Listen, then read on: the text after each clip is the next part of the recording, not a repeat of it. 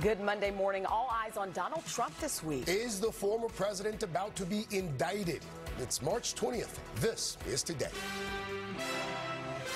Grand jury watch. More witnesses set to testify in the criminal case surrounding alleged hush money payments during the 2016 presidential campaign. Trump himself saying he expects to be arrested as early as tomorrow.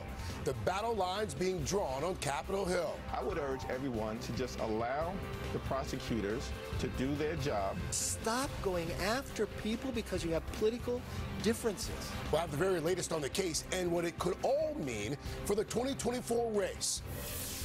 Breaking overnight. Bailouts, new billion-dollar deals in place to rescue failed banks both here in the U.S. and in Switzerland to help avoid a larger economic crisis. How Wall Street is reacting this morning and how it could impact your money. Spring break crackdown. Officials in Miami Beach now enforcing an emergency curfew after 2 deadly weekend shootings.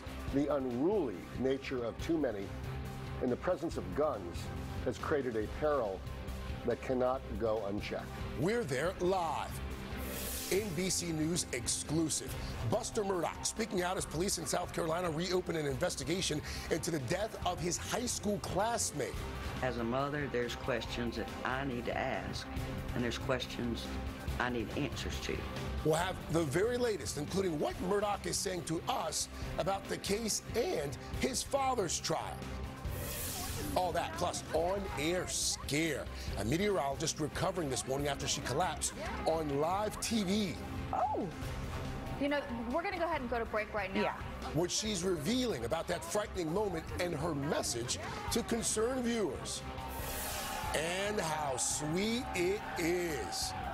Davis has it. His shot. It's good. And one. Even more nail-biters and upsets in the NCAA tournament.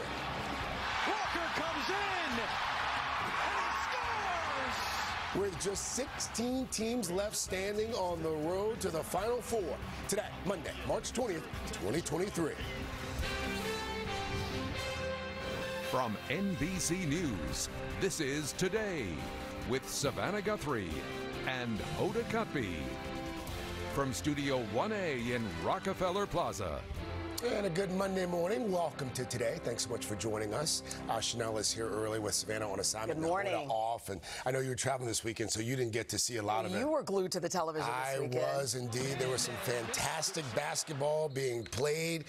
A number of upsets for the second time in NCAA history. We saw a 16 seed top a 1 seed. In fact, that's why people love it. It's unpredictable. And the coach of Farley Dickinson, Tobin Anderson, going to join us live coming up a little bit later to talk about that Cinderella story. But we are going to start with that grand jury here in New York weighing a decision to indict former president and current candidate Donald Trump. It's expected to hear from new witnesses today. Trump saying on social media over the weekend he would be arrested tomorrow and calling for protests should that happen. We're going to break it all down for you this morning, starting with NBC's Garrett Haake. He is at the district attorney's office here in Manhattan.